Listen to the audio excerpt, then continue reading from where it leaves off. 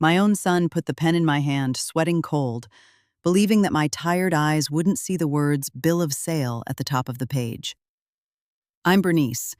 I have 74 years of plowing the earth and raising cattle, and even though I walk slow, my mind runs faster than a jackrabbit.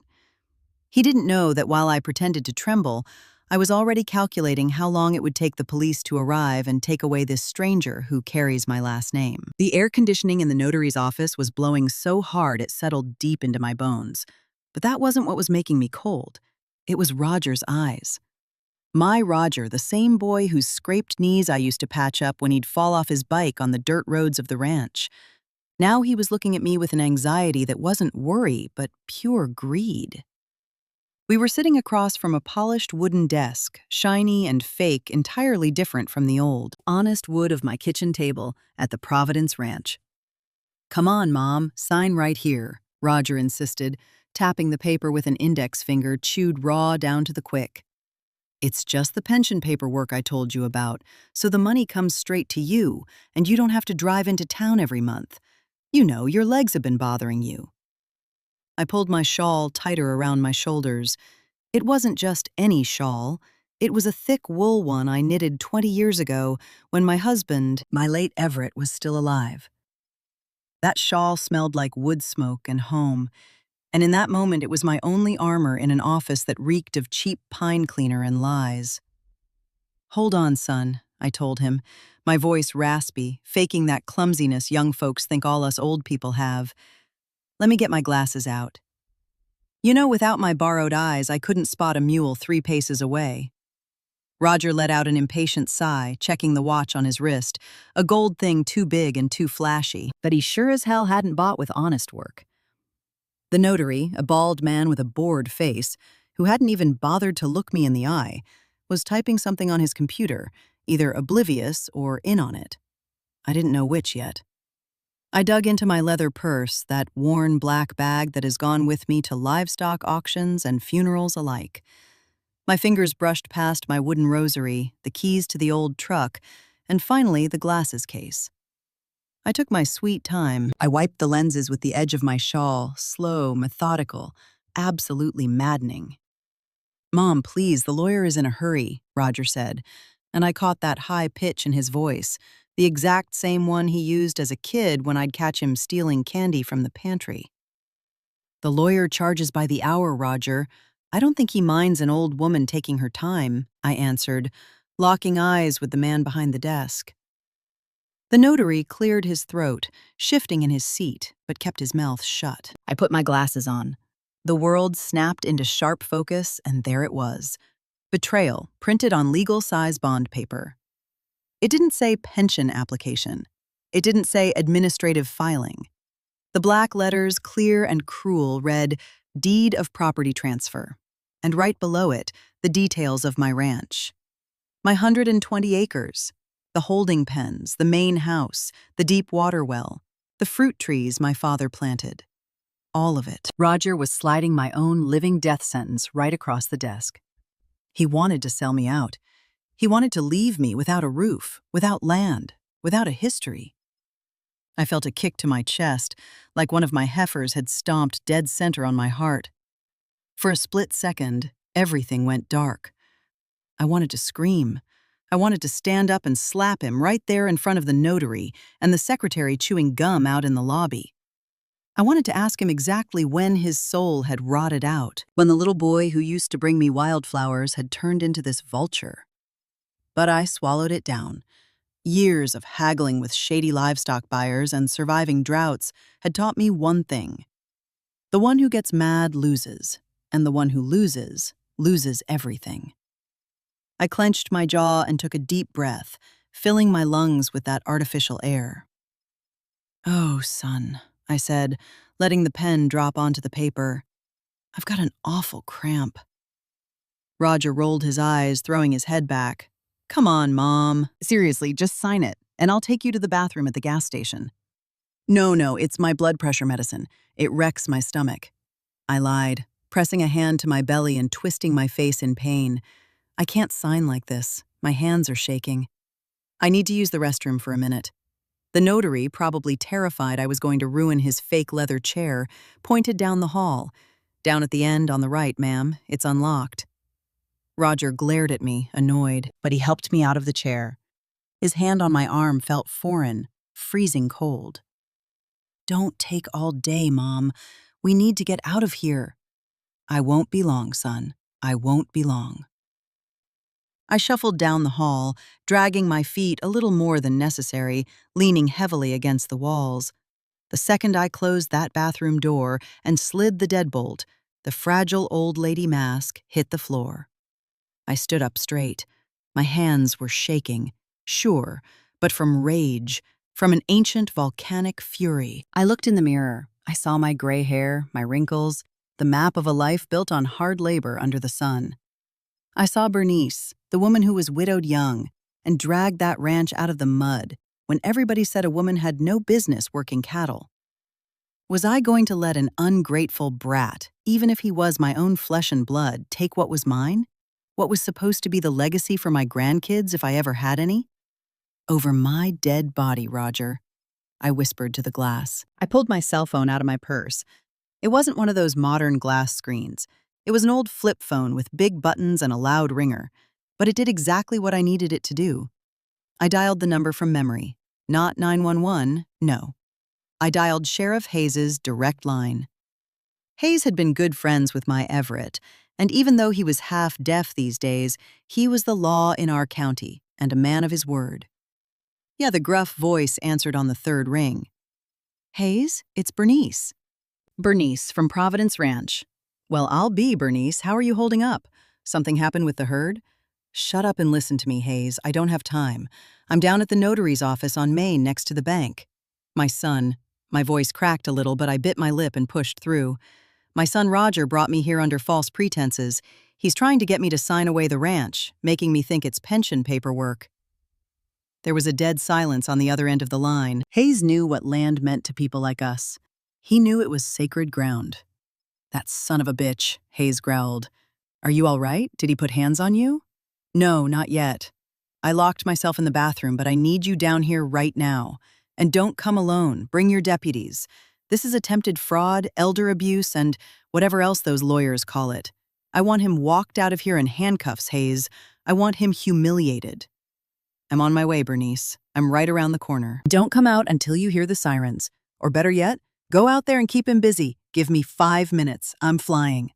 I hung up. I stared at the phone for a second before dropping it back in my purse. My heart was hammering against my ribs, but my mind was as cold as a creek in January. I splashed water on my face, fixed my hair, smoothed out my blouse. I wasn't going to walk out of there crying. I wasn't going to walk out begging for mercy. I was going to walk out as the owner of the Providence Ranch. I opened the door. The hallway seemed longer now. At the far end, I could see Roger's back. He was leaning over the notary's desk, laughing about something, probably already spending the money in his head. Money stained with his mother's sweat. I walked slow. Every step was a goodbye to the son I thought I had, and a welcome to the reality I had to face. "About time, Mom," Roger said when he saw me, slapping that mask of fake concern right back on his face. "Have a seat. Come on, the lawyer's got another appointment." I sat down. The notary slid the paper back toward me. "Right here, ma'am, just a quick signature and a thumbprint." I picked up the pen. It felt heavy, like it was cast out of lead. Roger was staring a hole through me, his eyes gleaming. He was rubbing his hands together, a nervous tic he'd had since he was a kid, whenever he thought he was getting away with murder. "You know, son," I said, holding the pen, hovering right above the signature line. "I was just thinking about your dad." Roger tensed up. "Mom, don't start with the stories, just sign it."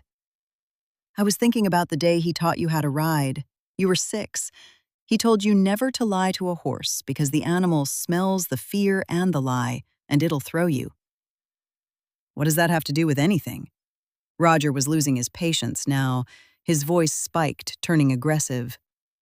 The notary stopped typing and looked up, genuinely worried this time. "Just that life is a lot like that horse, Roger. You lie to it, it throws you."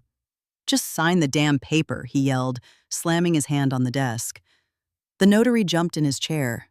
"Sir, please," the bald man stammered. That was the moment. Right as Roger raised his hand, maybe to intimidate me, maybe to physically force the pen down onto the page, we heard it outside. Faint at first, then deafening. The wail of sirens. Not just one cruiser, two of them. Tires screeched violently right out front. Red and blue lights started flashing against the office blinds, painting the walls in emergency colors. Roger froze with his hand in the air. He looked at the window, then back at me. His face morphed from rage to confusion, and from confusion to pure, unadulterated terror in a matter of seconds. What is that?" he stuttered. I set the pen down on the desk gently, with a calmness that surprised even me. I took my glasses off and clicked them back into their case. The heavy thud of boots coming up the front steps echoed through the hall. Heavy steps. Steps with authority. I leaned back in my chair, folded my hands in my lap, and looked my son dead in the eye. I didn't see the little boy with the scraped knees anymore. I saw a stranger. And I don't pity strangers who try to rob me. "I think that's for you, son," I told him, right as the office door was kicked open and Sheriff Hayes's massive frame filled the doorway. Roger went pale as a sheet, and looking at his eyes, I saw it finally click in his head. He hadn't tricked a senile old woman. He had tried to bite the hand of a woman who broke 1,100-pound steers with a single look. And now, the beast was wide awake. Watching your only child being escorted out by two deputies, hands cuffed behind his back, head hanging low, is not something a mother ever expects to see. You raise them to be good men, to walk a straight line. But there was Roger, being shoved gently into the back of a squad car, while the notary's secretary stared at us with her jaw unhinged, totally forgetting to chew her endless gum. The silence that fell over that office once they hauled my boy away was heavier than a sack of concrete. The notary, that sweaty little bald man, stood frozen behind his desk, ghost white, wiping his forehead with a wrinkled handkerchief. He didn't have the guts to look at me. He knew damn well that if I had signed that paper, he would have taken a massive slice of the pie. He was a silent accomplice, the kind that kills without getting blood on his own hands. "Mrs. Bernice," he started stammering, his voice shaking. "I had no idea. Roger told me you were fully on board, that this was just family estate planning. I acted in good faith." I stood up slowly, planting my hands flat on that fake wood desk. I felt the smooth, cold surface against my calluses. I looked at him over the rim of my glasses, the same ones that had just been my shield and salvation. "Counselor," I said, and my voice was as hard as river stones in a drought. "Good faith doesn't hide behind fine print and bogus titles. You saw an old woman from the country and figured she was a fool. You figured because I wear sensible shoes and a shawl, my brain must have dried up." The man swallowed hard. His Adam's apple bobbed up and down nervously. "If I ever find out that my name or the name of my ranch crosses this desk without me sitting in this chair with my own trusted attorney, I swear on my late husband's grave there won't be enough left of you to sell chewing gum down at the plaza. Do we understand each other?" "Yes, ma'am. Crystal clear, ma'am." I picked my purse up off the floor and slung it over my shoulder with the dignity of a queen adjusting her crown. I walked out of there without looking back, leaving the air conditioning humming its artificial tune. Stepping out onto the sidewalk, the afternoon sun hit my face. It was the sun of my land, hot, honest, and brutal. I walked over to my truck, a '98 Ford that roared like an old lioness but had never once left me stranded. I climbed in, slammed the door, and just sat there for a minute, gripping the steering wheel until my knuckles turned stark white. Only then, in the absolute quiet of that cab, did I let myself shed a tear. Just one. It rolled hot and salty down my cheek, getting lost in the deep creases of my skin. I wasn't crying for the ranch, and I wasn't crying for the money. I was crying because I had just buried the son I thought I had, and now I had to face the stranger who had taken his place. Roger wasn't a mischievous kid anymore. He was a broken man, eaten alive by ambition, and I, his own mother, never saw it coming. I turned the key, and the familiar roar of the engine settled my nerves. I threw it in drive and pulled out onto the highway, heading back to Providence. Driving past the telephone poles and the neighbors' sorghum fields, I started doing the math. Not financial math, survival math. What did I actually have? I was 74 years old. I had a bad hip that acted like a weather vane and eyes that needed help to read. I had 120 acres of prime dirt, 60 head of cattle, 3 horses, and a house stuffed full of ghosts.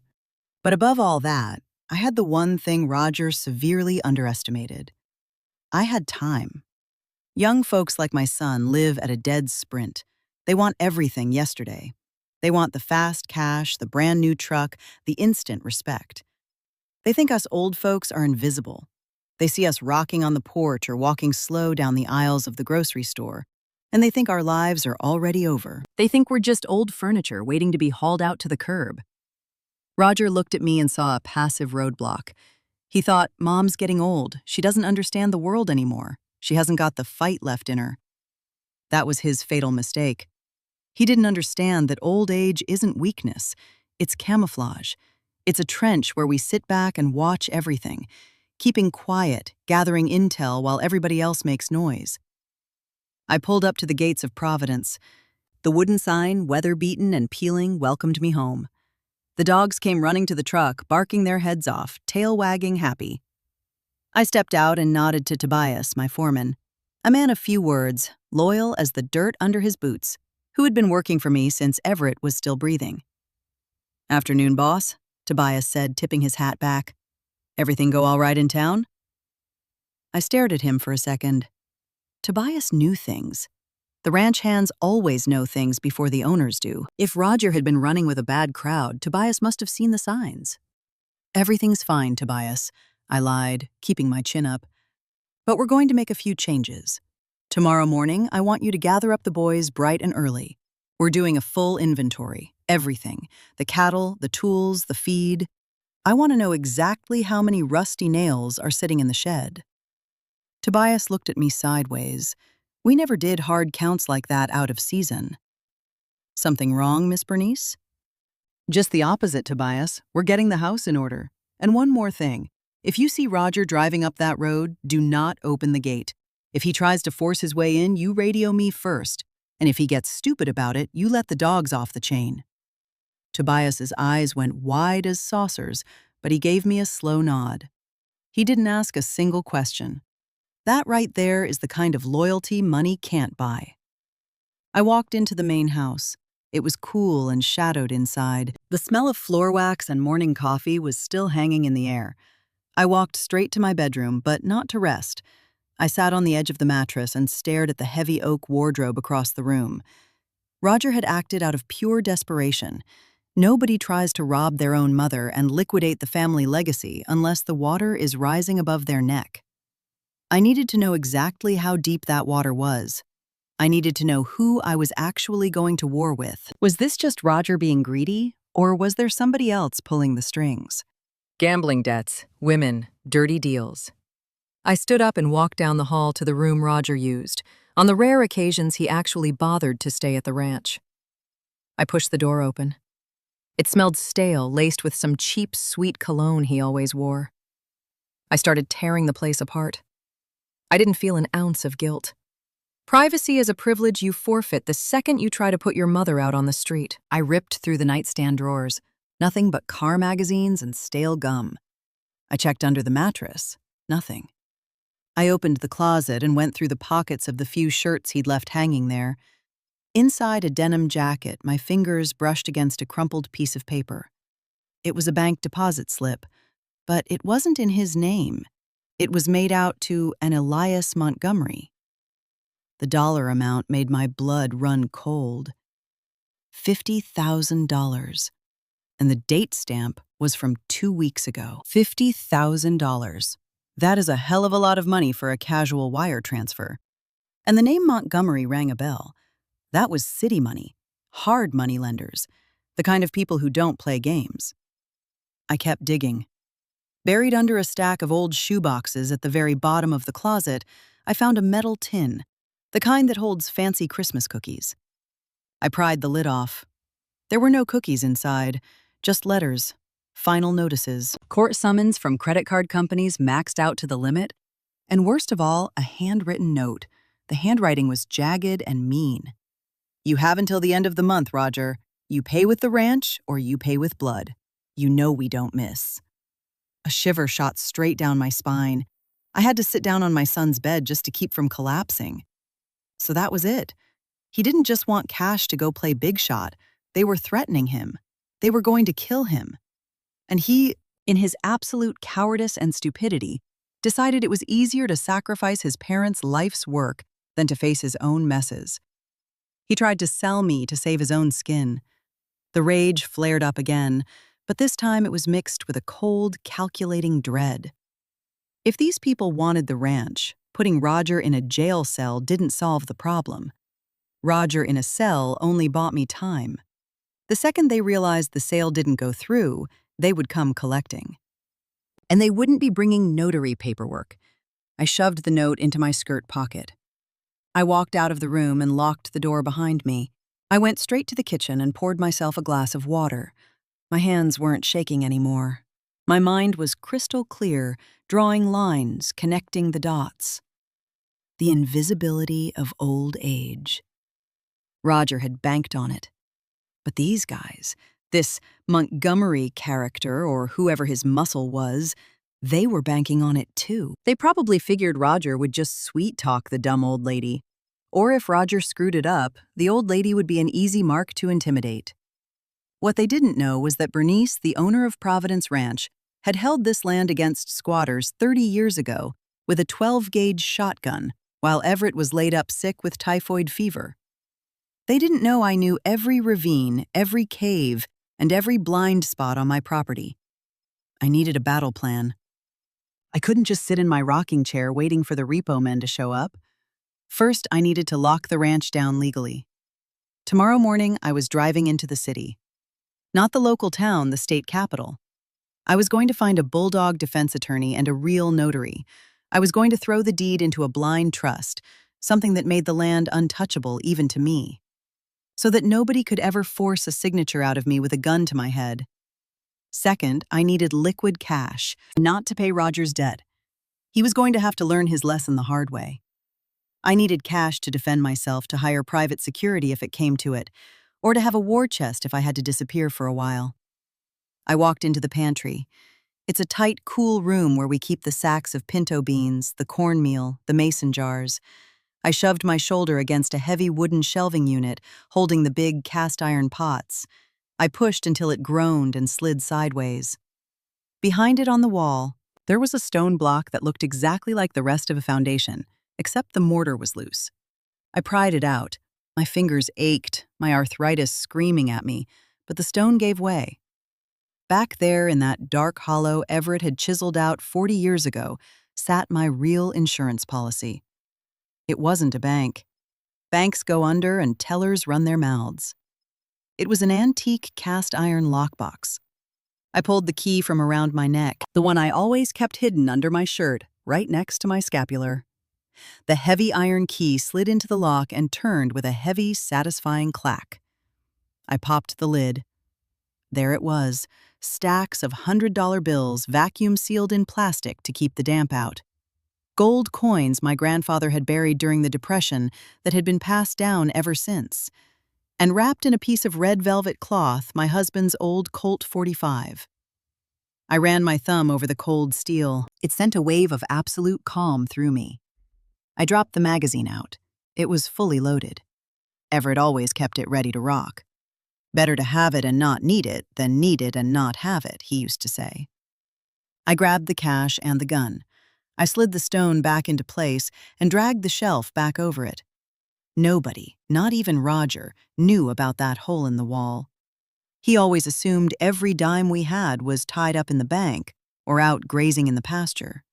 He never imagined that his mother, the sweet old lady knitting shawls, had an armory and a small fortune hidden behind the canned peaches. I took the stash to my bedroom and locked it inside my personal floor safe, the one bolted into the concrete under a ratty rug in the closet. I sat down in my rocking chair by the window, looking out over the corrals. The sun was starting to set, bleeding orange and purple across the horizon. It looked beautiful, peaceful. But I knew the peace was dead and gone. Roger had unlatched the gate for the wolf. Now the wolf was circling the property, and my son was sitting in a holding cell, probably crying and blaming me for his ruined life. I pulled out my cell phone and hit Hayes' number again. Bernice, he picked up on the first ring. I've got the boy in holding.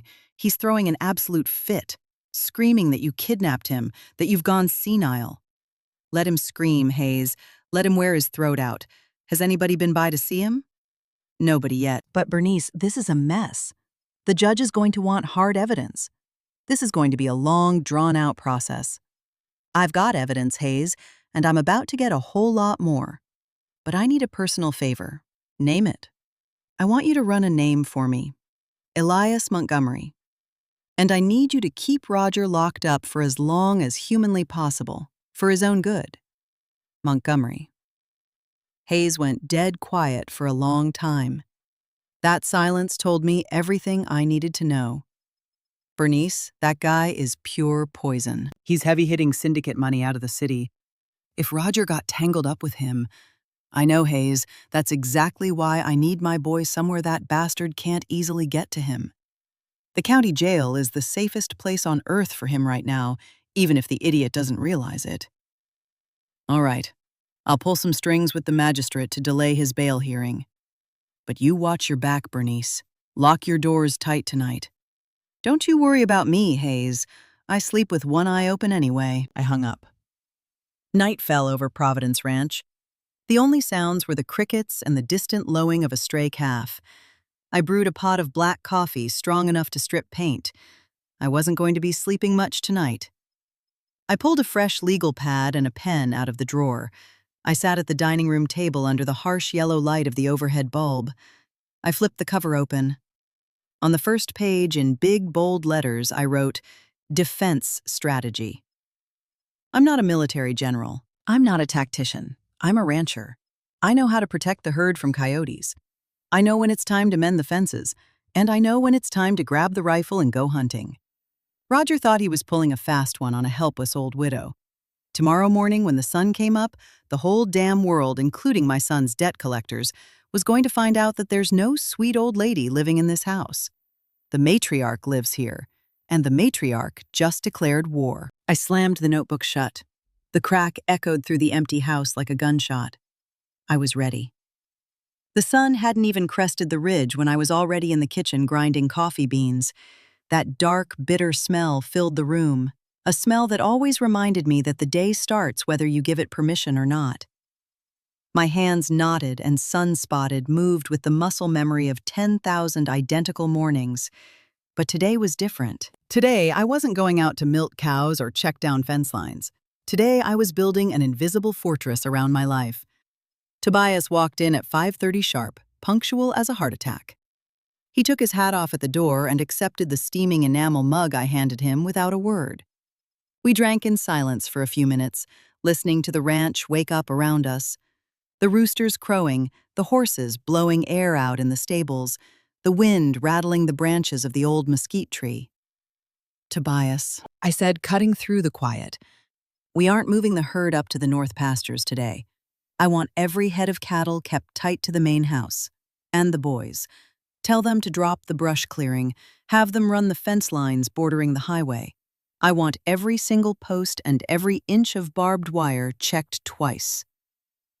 Tobias looked at me over the rim of his mug. His dark eyes, set deep in a face like tanned leather, sparked with absolute understanding. We expecting company, boss. The kind that doesn't call ahead, Tobias. The kind that seeps in like black mold. Understood. And the shotguns, cleaned and loaded but out of sight. I don't want anybody flashing iron like a damn fool. If we have to use them, we use them, but we don't show our hand before the bets are placed. The element of surprise is the only edge an old woman has against a pack of wolves. Tobias gave a single nod, downed the rest of his coffee in a gulp, and walked out. I watched him head toward the bunkhouse with that heavy, deliberate stride of a man who knows exactly what ground he's standing on. I was alone again. I changed into my town clothes, A heavy denim skirt, a white blouse starched stiff, and my good boots, the ones that still take a shine even though they're 10 years old. I slipped my scapular around my neck and grabbed my walking stick, a solid piece of hickory. I don't need it to walk, my legs hold me up just fine, but it's good for pointing, for pushing brush out of the way, and if push comes to shove, for cracking a thick skull. I climbed into the truck and pointed the grill toward the city, driving right past the county line where Roger was rotting in a cell. I wasn't going to see him. Not yet. My mother's heart was bleeding, sure. I wanted to march in there with a hot meal and shake him until he told me why. But my patriarch's brain knew that showing an ounce of weakness right now would dig our graves. First, I secure the perimeter. Then we'll see about saving the prodigal son who tried to burn the house down. I drove 2 hours straight into the state capitol. The traffic rattled me a bit. Too many cars, too much noise, too many people sprinting to nowhere. I parked on the street outside Arthur Vance's law firm. He was an old-school bulldog, a lawyer from the old days who used to hunt with my dad. His office smelled like dusty law books and pipe tobacco, the smell of ironclad contracts and gentlemen's agreements. Bernice, what a sight for sore eyes. Though I wish it were under better circumstances, he said, pushing himself up out of his leather wingback chair. Sheriff Hayes gave me a call, told me about the notary stunt and your boy. I sat down across from him, resting both hands on the heavy knob of my walking stick. I didn't drive 2 hours to cry about it, Arthur. I came to put armor on Providence Ranch. Smart move. If he's into bookies, or worse, they're going to try and put a lien on the asset. Roger is listed as the sole beneficiary in Everett's will, correct? He was, I said. The words tasted like ash in my mouth. I want to rip that up. I want to set up an irrevocable trust. The land belongs to nobody, and it belongs to all my grandkids, even the ones not born yet, and I want an ironclad life estate clause for myself, granting me absolute operational control. I want it so tight that neither Roger, nor his creditors, nor the devil himself can touch a single blade of grass as long as I've got breath in my lungs. Arthur pushed his glasses up his nose and started scribbling on a legal pad. We sat there for 3 solid hours. We combed through every clause, every line of fine print. I made damn sure the name Montgomery could never, under any legal theory, attach itself to my property. When I finally signed my name, it felt like I was slamming a vault door shut. I had just disinherited my only child to save him from himself and to save the dirt that put food on our table. It was the most excruciating act of love I've ever committed. When I walked back outside, the sun was directly overhead, baking the asphalt. I stopped at a gas station, bought a cheap burner phone and a prepaid SIM card. If things got ugly, I didn't want my calls getting tracked. Then I pointed the truck toward home. I was about 3 miles out from the main gate when I saw something that made me take my foot off the gas. A blacked-out SUV. One of those high-end military-looking things. It was parked dead on the shoulder where the county road meets the highway. They weren't doing anything, just idling there, engine running like a pair of buzzards waiting for something to stop breathing. I rolled past them at a crawl. I didn't turn my head. I kept my eyes locked straight ahead, hands at 10 and 2, looking exactly like somebody's grandma heading home from the grocery store.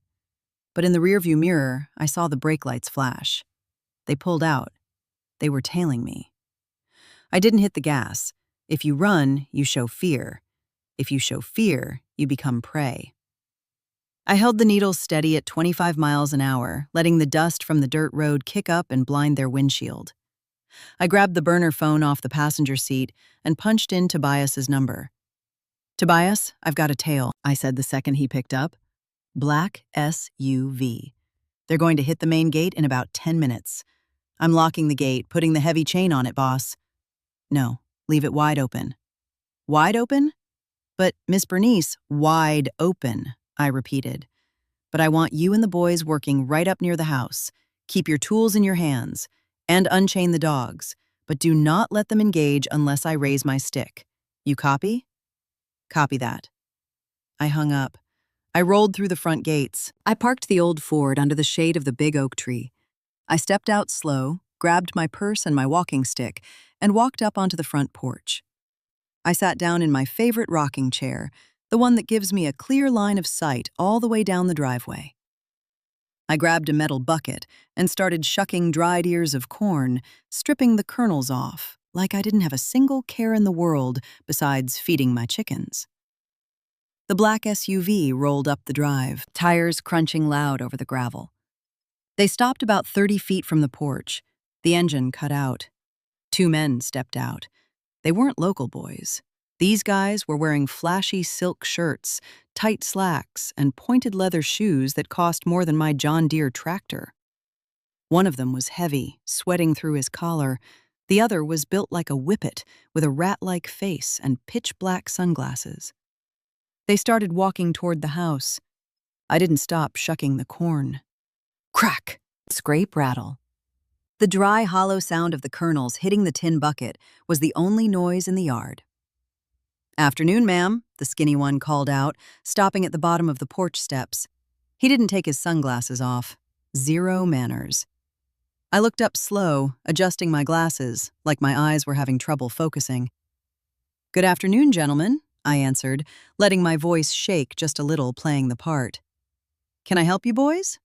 You looking to buy milk? We don't sell retail anymore. You have to go down to the co-op." The heavy guy let out a greasy little laugh. "We ain't looking for milk, Grandma. We're looking for Roger Mendoza." "Oh, my sweet boy," I sighed, dropping the ear of corn into the bucket. "He's not here. Some awful men came and took him away. Police officers. They said he did something terrible. I just don't understand any of it. Gentlemen, I'm just so alone and so heartbroken." The skinny guy stepped up onto the first stair. He was invading my space. "We know he's in lockup, lady. But Roger left some unfinished business with our boss. Big business. And he told us you were going to handle it. He said you had the paperwork all squared away." "Paperwork?" I asked, blinking like a confused owl. "Oh, you mean my pension papers? Yes, he wanted me to sign something for my pension. But they took him away before we could finish." My poor baby. "Look, lady, let's cut the crap." The skinny guy pulled his sunglasses down. His eyes were dead, reptile eyes. "We're here for the deed to the ranch, or we're here for the cash. That's 50 grand plus vigorish. Let's call it 80,000 for the inconvenience. You hand over the money right now, we turn around and none of this ever happened. You don't. Well, this is a mighty big property. Accidents happen way out here. A barn catches fire, the herd gets sick, you know how it is." There it was, the threat crystal clear and out in the open. I set the metal bucket down on the floorboards. I wiped my hands on my apron. I leaned heavily on my walking stick and pushed myself out of the chair, letting the wood creak loudly. $80,000, I mumbled. That is an awful lot of money for a widow. I'm sure you've got it stuffed in a mattress somewhere, Grandma. Dig deep. I walked over to the porch railing. I stopped 3 feet from the skinny guy's face. I could smell his expensive cologne and his menthol cigarette breath. "Boys," I said, and my voice dropped an octave. The shake was gone. It was the voice I use when I'm giving orders in the mud and the blood. "I think you're confused." The skinny guy frowned, catching the sudden shift in my tone. "Come again?" I said. "You are trespassing on private property, and on this ranch, a mother does not pay a son's debts. Roger is a grown man. If he owes Mr. Montgomery money, then Mr. Montgomery can take it up with him." The second I dropped the name Montgomery, both of them flinched. The heavy guy's hand immediately drifted toward his waistline under his untucked shirt. "How do you know the boss?" the skinny guy asked, his voice dropping to a hiss. "I know his type," I answered, staring a hole straight through his skull, "and I know Elias Montgomery isn't the kind of man to get cow manure on his own shoes. That's why he sends stray dogs like you to do his barking." "You insolent old bitch," the heavy guy barked, pulling a gleaming black pistol out of his waistband. That exact second, I lifted my walking stick and brought it down hard on the wooden porch. A single sharp crack. It was like magic. Stepping out from behind the overgrown bougainvillea bushes were 3 of my ranch hands. Tobias stepped around the corner of the house. Every single one of them was holding a brush axe. Not shiny display weapons, working steel. the kind that gets sharpened every morning to hack through thick roots and ironwood. They didn't point them at the men, they just stood there. One was peeling an apple with his blade. Tobias was leaning on a heavy spade like it weighed nothing. They just stared at them with that terrifying absolute stillness that only country people have. And the dogs, Buster Patch and Captain. My 3 blue heelers slid out from under the porch crawl space. They weren't barking. They were emitting a low, vibrating growl, the hair on their spines standing straight up, showing their teeth inches from the intruder's ankles. The heavy guy froze with his gun halfway drawn. He looked at the dogs. He looked at the steel. He looked at Tobias. "Put that toy away, boy," I told the heavy guy, keeping my voice dead calm. "We don't like loud noises around here. It spooks the laying hens. And if you pull that trigger, my dogs are going to rip your throat out before the brass casing hits the dirt. And if the dogs miss, Tobias doesn't." The skinny guy put his hand on his partner's wrist, slowly, forcing the gun back down. He could do the math. It was 2 of them against 5 men, 3 cattle dogs, and an old woman who hadn't blinked once. "We're leaving," the skinny guy said, taking a slow step backward. "But this ain't over, lady. The boss doesn't forgive debts. You tell Elias," I said. Walking down the steps so I was standing on the dirt right in front of him, invading his space now. "You tell him that Providence Ranch doesn't belong to Roger anymore. As of 9 o'clock this morning, the title belongs to an irrevocable trust held by a federal bank. If somebody shoots me, or if my house miraculously burns down, the bank seizes the asset and the federal government steps in. You tell him if he wants his money, he can get in line at the bankruptcy court and file a grievance." It was a bluff, mostly, but it sounded bureaucratic and complicated enough to freeze them in their tracks. Guys like this hate federal banks and federal judges. They operate on easy intimidation, and I had just stripped them of their favorite weapon. And one more thing I added, reaching my hand deep into my apron pocket. Both men flinched hard, convinced I was pulling a gun. I pulled out a glass jar of homemade peach preserves I'd canned last week. I held it out to the skinny guy. "Take it. Settle your nerves. Something sweet to wash down the bitter taste of driving all the way out here for absolutely nothing." The skinny guy stared at the jar. He stared at my face, and for the first time I saw genuine fear in his eyes. He couldn't process it. He didn't know if I was mocking him, threatening him, or just completely out of my mind. His hand shook as he took the jar. "Get the hell off my land," I ordered, slamming the stick into the dirt. "And if you ever come back, I won't be polite enough to offer you preserves. Next time, I'm offering lead." They scrambled back into the SUV. The heavy guy tripped over his own feet getting in. They threw it in reverse, tires spinning in the gravel, kicking up a massive cloud of dust, running like the devil himself was breathing down their necks. I stood perfectly still in the driveway until the black SUV disappeared over the ridge. The second they were out of sight, my legs, which had been locked like steel beams, suddenly felt like wet paper. I had to lean all my weight onto the walking stick just to stay upright. Tobias walked over and gently took me by the elbow. "You all right, boss?" "I'm fine, Tobias." "I'm fine. You think they'll be back?" "No, they're just errand boys. But the man holding their leashes? That's a different story. We earned our respect today, Tobias. But we just officially declared war." I stared down the empty road. The late afternoon sun was washing my fields in a beautiful golden light. Everything looked perfectly peaceful. But I knew it was borrowed time. I had used my age, my bluff, and the fierce loyalty of my men to scare off the coyotes. But Elias Montgomery wasn't a coyote. He was an alpha wolf. I walked back into the house. My hands were shaking a little now that the adrenaline was draining out of my system. I went to the kitchen and poured a glass of water. As I drank, I caught my reflection in the dark window pane. I didn't see Bernice the victim anymore. I didn't even see Bernice the heartbroken mother. I saw Bernice the general. Roger had dragged a hurricane right up to my front porch. Fine, let it rain. My roots run deep, and I am not moving an inch. I pulled the burner phone back out. I had one more call to make. Not to the cops, not to the lawyers. I had to call my nephews, my late sister's boys up in the high country. They're rough mountain boys who don't give a damn about legal loopholes, but they understand blood, and they understand defending the family name. If Montgomery wanted to play dirty, I was going to show him that we know how to wrestle in the mud a hell of a lot better than he does. I punched in the numbers. Yeah, a young, gravelly voice answered. Hey, kiddo, it's Aunt Bernice.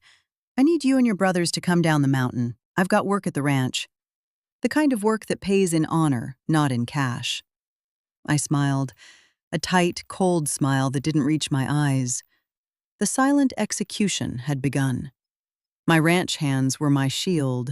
The law was my fortress wall. But my family? My family was going to be my sword. Sunrise at Providence had always been my moment of absolute peace. But that morning the air felt heavy, electric, like the dead quiet right before a summer hailstorm breaks. It wasn't thunder rolling in the distance.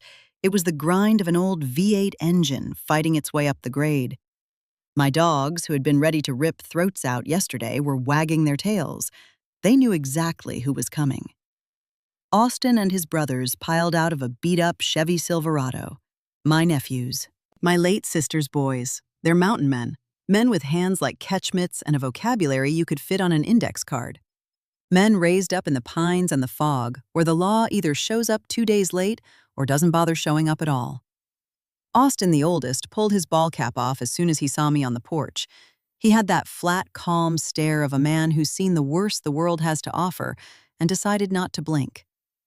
Aunt Bernice, he said, kissing my cheek with old-school respect. Austin, thank you for getting down here so fast. Blood calls auntie, and if blood's in a bind, the iron comes with it. They didn't bring brush axes like my ranch hands. They pulled long, heavy bundles wrapped in moving blankets out of the truck bed. I didn't ask what was inside. I didn't need to. I pointed them toward the haylofts in the back barns, places where they couldn't be seen from the main road, but where they had a clean, elevated line of sight over the entire property. Providence Ranch didn't just have eyes anymore. It had fangs. With the perimeter secured, it was time to execute the most painful part of the strategy. I had Tobias drive me into town in my truck. I didn't want to be behind the wheel. I needed the passenger seat to think, to rehearse every single word I was about to say. When we walked into the sheriff's station, the smell of damp concrete and cheap bleach made my stomach roll. Sheriff Hayes was waiting for me, looking grim.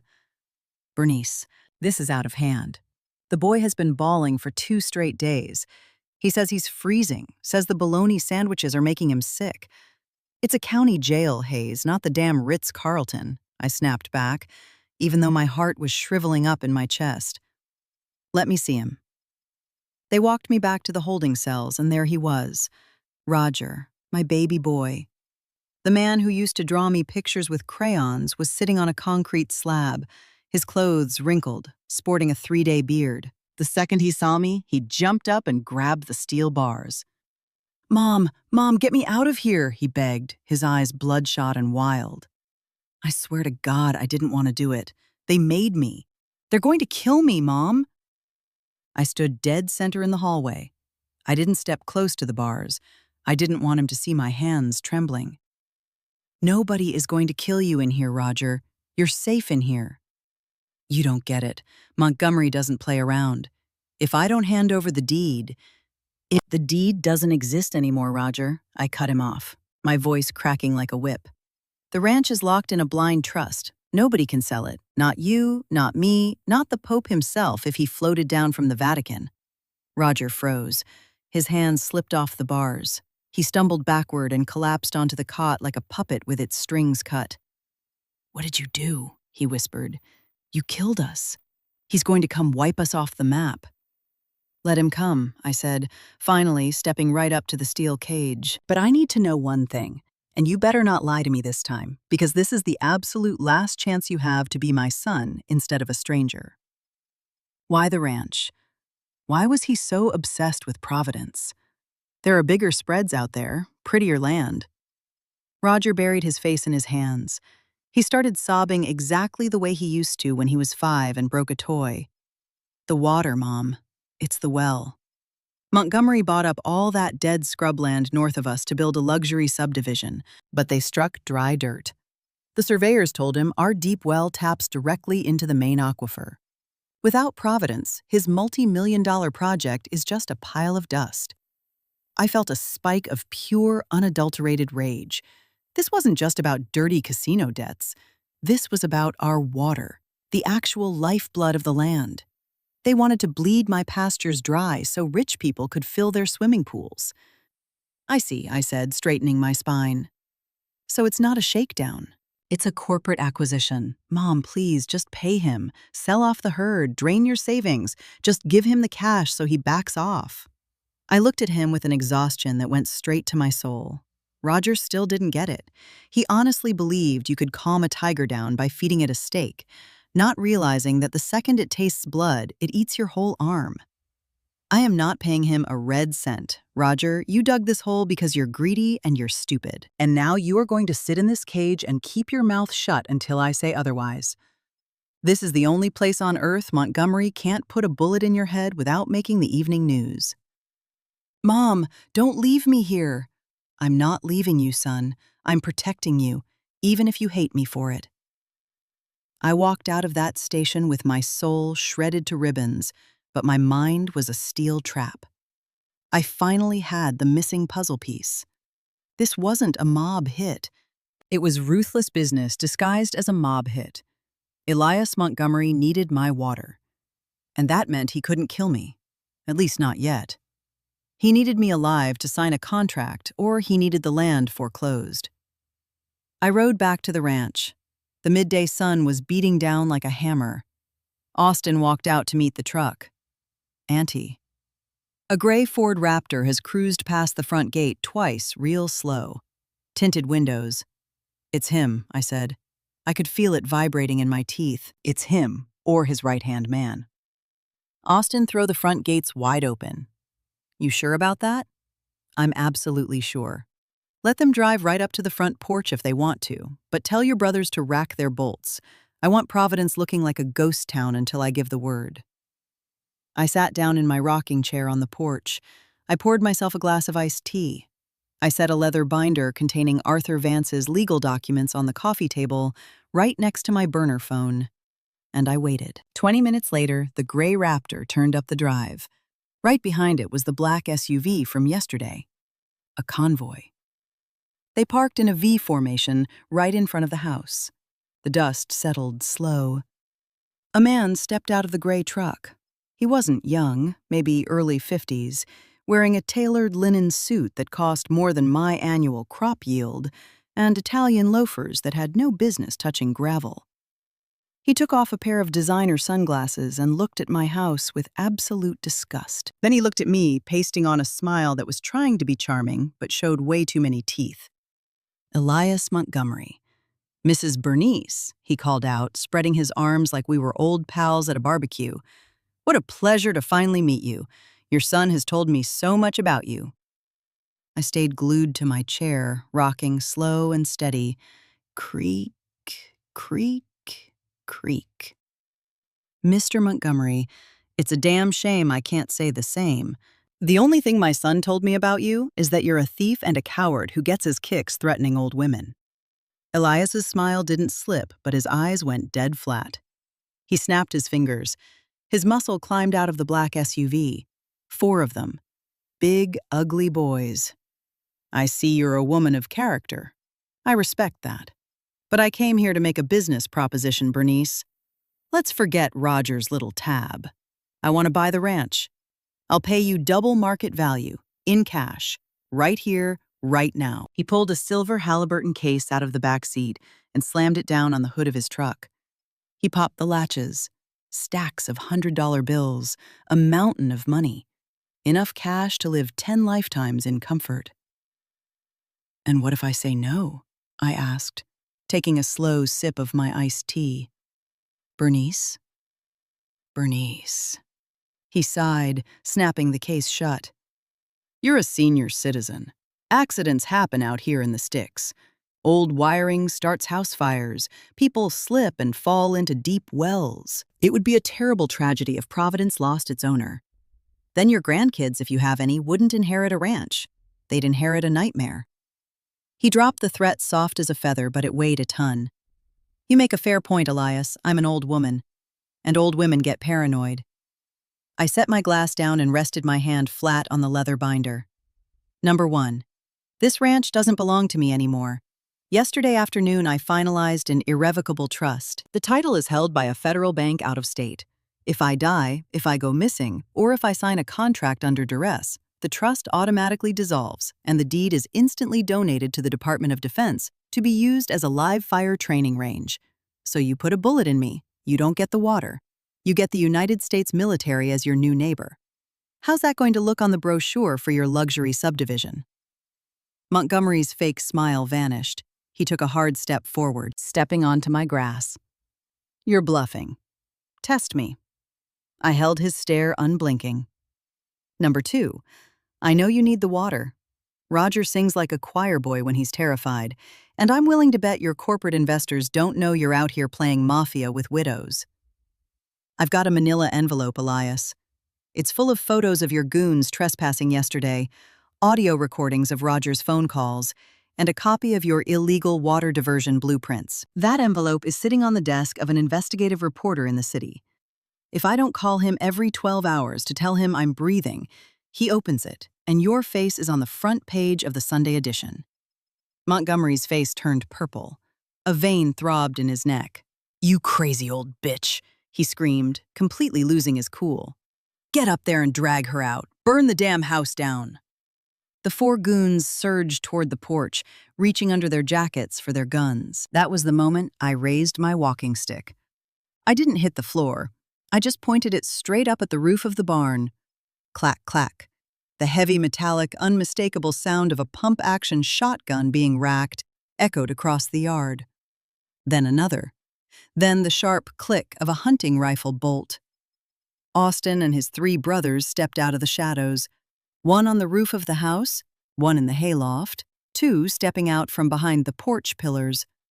They weren't holding handguns. They were holding high-powered scoped rifles and sawed-off 12-gauges, the kind of hardware they use up in the mountains to drop bull elk and scare off cartel scouts. 4 barrels aimed dead center at the heads of Montgomery's men. The goons froze solid. They were thugs, but they weren't stupid. They knew the difference between a shakedown and a suicide mission. They were boxed in, and they were outgunned from high ground. Mr. Montgomery, I said, my voice cutting through the dead silence. I'd like to introduce you to my nephews. They drove down from the high country. They don't use lawyers up there. They use other methods. And they have absolutely zero patience for city boys who forget to knock. Montgomery looked up at the roof. He saw the dark barrel tracking his forehead. He saw Austin, who looked like a stone gargoyle. He realized his boys were outflanked and outcalibered. Stand down, Montgomery choked out his voice, shaking with pure, impotent rage. Stand down. Smart choice, I said. Now you listen to me and you listen tight, because I don't repeat myself. Roger's debt is zeroed out. Consider it a convenience fee for the stress you caused me yesterday and for trespassing on my land. You're out of your damn mind if you think I'm eating 50 grand. You aren't just going to eat it, Elias. You're going to completely forget it. Because if you ever step foot in my county again, or if my son suddenly trips and falls in that jail cell, I am personally going to drive up to Oakbrook. I'm going to find your mother, Catherine, the one who goes to St. Jude's every morning at 6 a.m. for Mass. And I'm going to sit in her living room and tell her exactly what her successful businessman of a son is doing for a living. And believe me, Elias, you might not be scared of the cops, but I know damn well you're terrified of your mother's disappointment. Montgomery's eyes bugged out.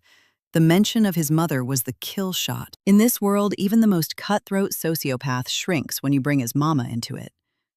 How the hell do you know that? He whispered. Because old gossiping women know everything, and I've got friends in every church group in the state. Elias Montgomery violently yanked his suit jacket straight, desperately trying to scrape together an ounce of dignity. This isn't over, Bernice. Oh, yes it is, Elias. It's completely over. Because you need water. And the only thing you're ever going to find on this property is lead and humiliation.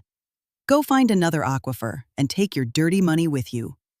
Montgomery glared at me with pure, unfiltered hatred. But underneath it, I saw something else. Respect. Or maybe just fear. He spun around, marched to his truck, and slammed the door so hard the glass shook. His muscle backed away slowly, hands raised, keeping their eyes on my nephews on the roof, and scrambled into the SUV. The convoy whipped around and tore out of the driveway twice as fast as they came in. When the dust finally settled, Austin dropped down from the porch roof, landing light as a bobcat. He slung his rifle over his shoulder and gave me a crooked smirk. "Auntie, you are cold-blooded." Bringing his mama into it? That was a low blow. I let out a breath I felt like I'd been holding for a week. My hands started shaking again, but this time I let myself laugh. A ragged, nervous, beautiful laugh. "Austin, honey, all is fair in love and war, and this was war." "You think he'll be back, Montgomery?" "No, he's a numbers guy, and I just turned this acquisition into a massive liability. He'll go find an easier target." I stood up from the rocker. My body felt like it was made of lead, like I'd been hauling concrete all day. But the ranch was still there. The wind was still rustling the oak leaves. The water was still flowing deep under our boots. Safe. We had won the battle. We saved the dirt. But the price was steep. That night, sitting at the long wooden dining table, eating a massive pot roast and handmade tortillas with my nephews to celebrate, I couldn't stop looking at the empty chair where Roger used to sit. I had beaten the monster at the gate. I had humiliated a dangerous man. But the victory tasted like ash. I had reclaimed my throne. I was the iron matriarch they all respected now. But in the process, I proved to myself that I was entirely alone. My son didn't stand by me out of loyalty. He was just terrified of the consequences. I took a sip of black coffee and looked over at Austin. He'd make a hell of a ranch manager. Maybe it was time to start looking at a new bloodline for the inheritance. Aunt Bernice, Austin asked, pulling me out of my head. "What are we doing about Cousin Roger?" I set my mug down. The ceramic clinked hard against the wood. It sounded final. "Roger is going to sit exactly where he is for a little while longer. He needs to learn that actions have a cost. And when he gets out, we'll see if he wants to work this dirt as a deckhand. Because he just permanently lost his shot at being the captain." I stood up and walked over to the window. The moonlight was painting the pastures silver. Providence was safe. Bernice was still standing. And the whole damn world just found out that you don't rob, trick, or intimidate this old woman. Tomorrow was going to be a busy day. I had to go to the bank, the courthouse, and the church. But tonight, I was going to sleep like a baby, with the shotgun locked in the closet and the absolute certainty that my ranch was still mine. It was 3 full weeks before I finally went down to bail Roger out. 3 weeks of watching the sun rise and set over Providence without a single shadow creeping up our driveway. 3 weeks of watching my nephews, those quiet, hard-working mountain boys, rebuilding collapsed fence lines and patching the barn roof my own son had let rot out of sheer laziness. The house felt different. It didn't have that suffocating, fearful silence of an old woman living alone, waiting for the other shoe to drop. Now it was full of heavy boots, the smell of fresh coffee at all hours, and deep laughter echoing across the yard. Austin had become my shadow and my right hand. Whenever my strength gave out, he was right there, stepping in without being asked, without expecting a thank you, just operating on that unspoken code good men have. The day I drove into town to get Roger, I didn't put on my Sunday best. I wore my work clothes, faded Levi's, a plaid flannel, and Everett's old Stetson. I wanted him to know the second he laid eyes on me that I wasn't here to pick up mommy's little boy. I was here to pick up a man who owed a debt he could never fully repay. I walked into the station. Sheriff Hayes slid a plastic evidence bag across the counter. Roger's flashy watch, his empty leather wallet, and his designer belt. "He's lost weight," Bernice Hayes muttered, keeping his voice low. "And he's quiet. Hasn't said 2 words in 5 days." "Good," I replied, grabbing the bag. Silence teaches a hell of a lot more than screaming. When the deputy popped the heavy steel door, Roger shuffled out. His beard was thick. His hair was greasy, and he reeked of the cell, that sour mix of stale sweat and absolute despair that sinks right into your pores. When he saw me, he didn't run up for a hug. He stopped dead in his tracks, dropped his chin to his chest, and stared at my muddy boots. "Let's go," I said, turning my back and walking out without waiting for him. He trailed behind me to the truck, climbed into the passenger seat, and stared blankly out the window, his hands clamped between his knees. I fired up the engine and we rolled out of town. Nobody said a word for the first 12 miles. The landscape blurred past green and alive, completely indifferent to our misery. "Did you pay him?" he finally croaked out, his voice shredded. He didn't look at me. "I didn't pay him a dime, Roger." He whipped his head around, raw panic flashing in his sunken eyes. "Then Montgomery is going to. Montgomery isn't going to do a damn thing." I cut him off, white-knuckling the steering wheel. "Montgomery figured out that messing with this old woman costs a lot more than the water under our dirt is worth. He's gone, and he's not coming back." Roger slumped back against the headrest, letting out a breath like a cinder block had been lifted off his chest. He squeezed his eyes shut, and for the first time I saw a real tear cut a track through the dirt on his cheek. "Thank you, Mom. I swear to God I'm going to change. I'm going to sell the car. I'll get a job in the city. I'll pay you back every single penny." I slammed on the brakes, pulling hard onto the gravel shoulder. Dust swallowed the truck. I unclicked my seatbelt and twisted around to look him dead in the face.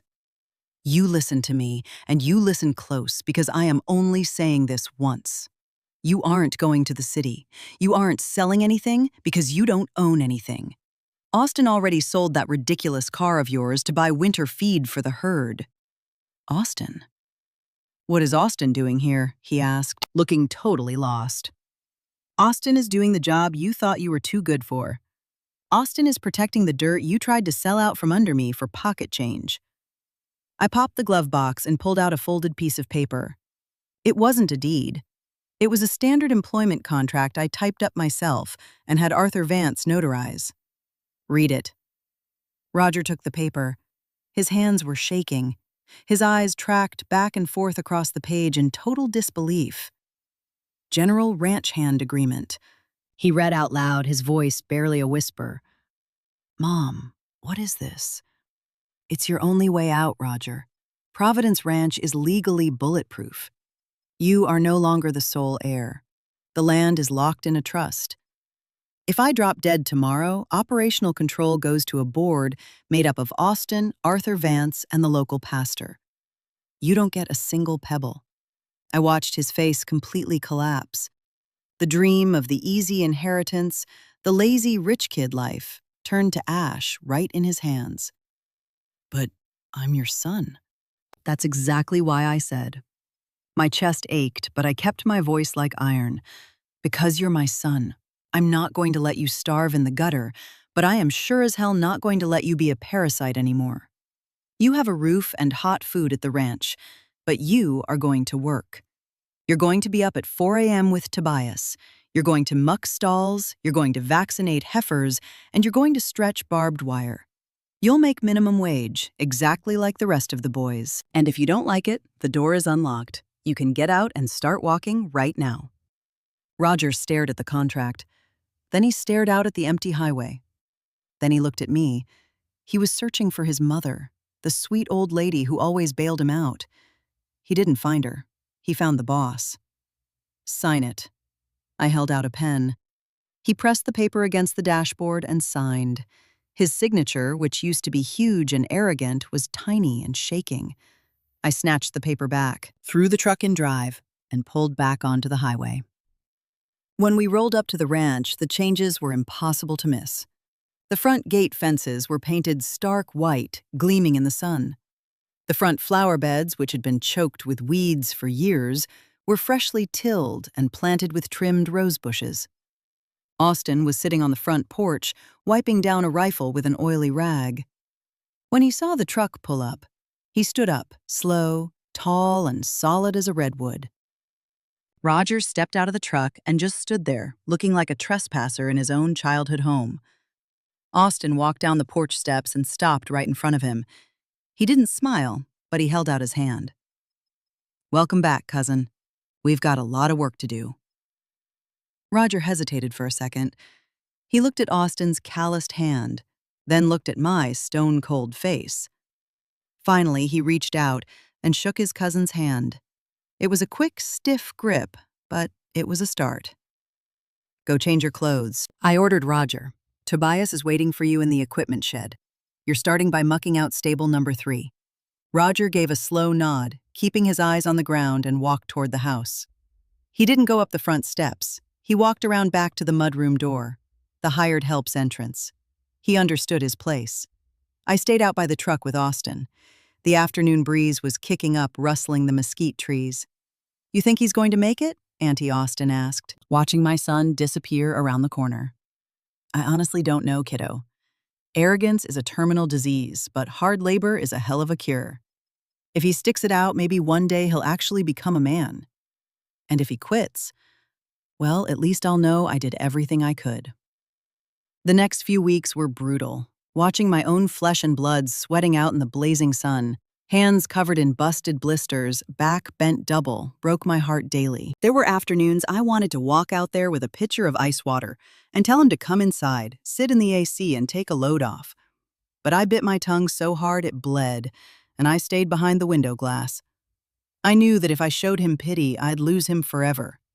Pity doesn't forge men, it breeds parasites. The town naturally couldn't stop talking. The rumor mill said Bernice had lost her mind, that she had her own son working as a slave, that her hillbilly nephews had staged a coup. I let them run their mouths. When I went to the Sunday farmers market, I walked tall, leaning on my hickory stick, smiling a razor-sharp smile at everybody who stared. One morning at the butcher shop, I ran into the notary's mother, Mrs. Gable, one of those professional gossips who lives in the front pew of the church, but spends the rest of the week tearing people down. "Oh, Bernice," she cooed with that sickeningly fake voice. "I'm just so sorry to hear about your Roger. People are saying you've got him living out there like a common field hand. Doesn't it just eat you up with guilt? A woman with your means could easily set him up in a nice condo in the city." I looked at her, peering right over the top of my glasses, those glasses that had become my armor. "Listen to me, Mrs. Gable," I said, projecting my voice so every single person in line could hear me clear as a bell. "The only thing that would eat me up with guilt is raising a thief or a freeloader. I am raising a man, even if it took me 40 years to get started. And I'll tell you something else. I would rather my son have hands covered in calluses from honest work than perfectly manicured fingernails from signing fraudulent contracts.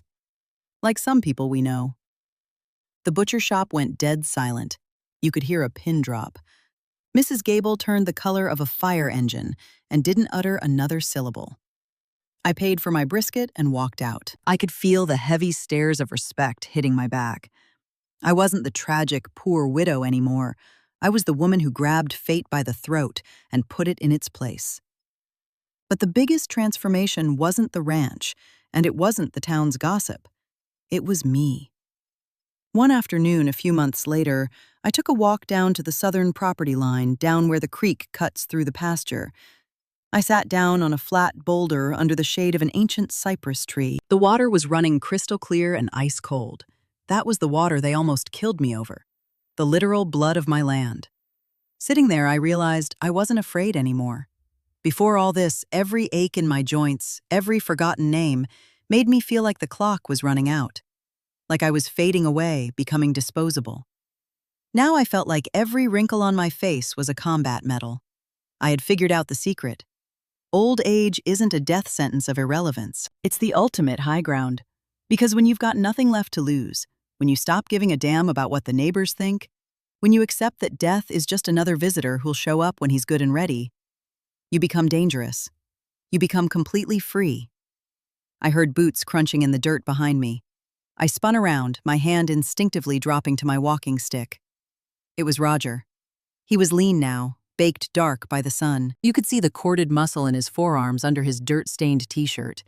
He took his hat off. That shifty, arrogant look in his eyes was totally gone. His eyes looked exhausted, but clear. The look of a man who actually earned the right to sleep at night. "Mother," he said.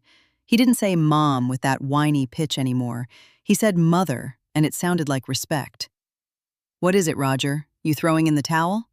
"No, ma'am. Just came down to tell you the speckled heifer, the one that was sick last week.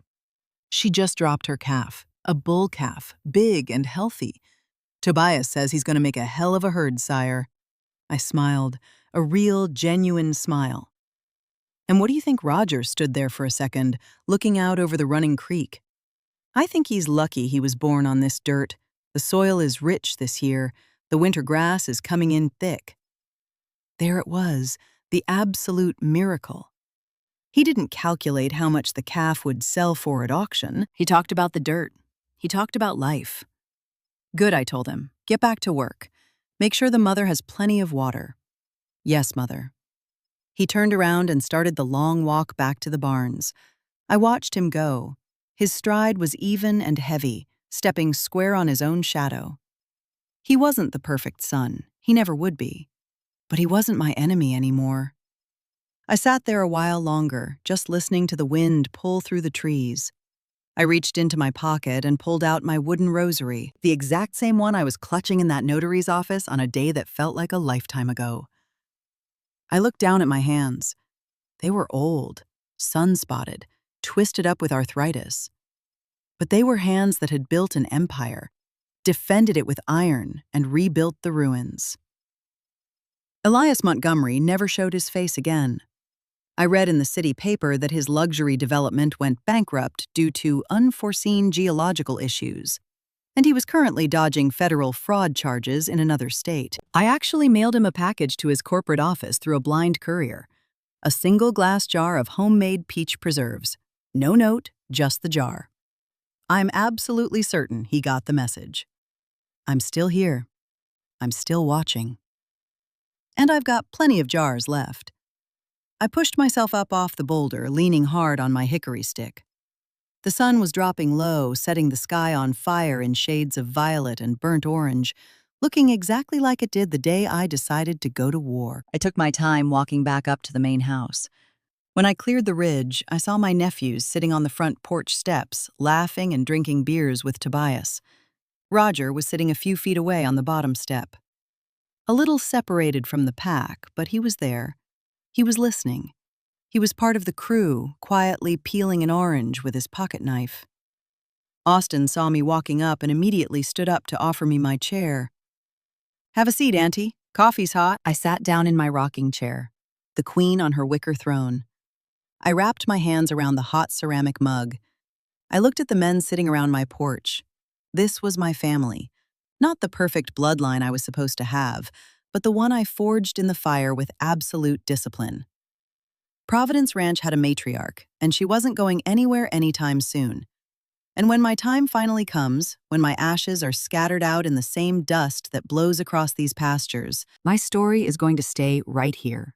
Not as the tragedy of a poor widow who almost lost her farm, but as the legend of Bernice, the woman who broke the wolves and forced her son to become a man. I took a slow sip of black coffee and looked out toward the darkening horizon, watching the first stars punch through the twilight. Let them come. Whoever wants a piece will be right here waiting. Because out on this dirt, old folks don't die of fear. We die on our feet. And we only die when we're damn well ready. Please note that the story you just heard is shared strictly for educational and inspirational purposes. From my perspective, this profound story is a powerful reminder that true strength doesn't fade with age. It simply matures into quiet wisdom. We live in a fast-paced world that often dismisses the elderly, mistaking their slow steps for a loss of capability. However, this narrative beautifully illustrates that the deepest roots can withstand the fiercest storms. I feel that the ultimate lesson here is about the boundaries of love and the necessity of tough grace.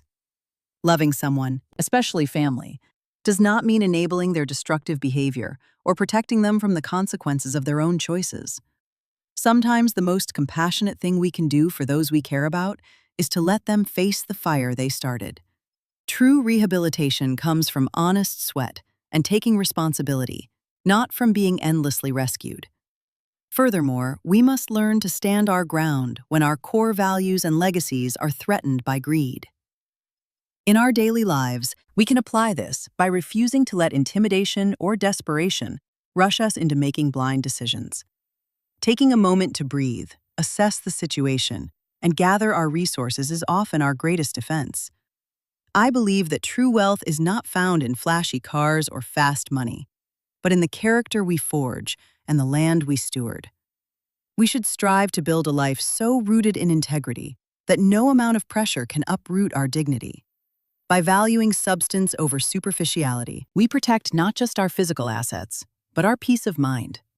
Let this story inspire you to claim your inner power, regardless of what chapter of life you are currently writing. Ultimately, the legacy we leave behind is defined by the courage we show when tested and the hard truths we are willing to teach. The views and interpretations expressed are for personal reflection only and do not constitute legal, financial, psychological, or professional advice.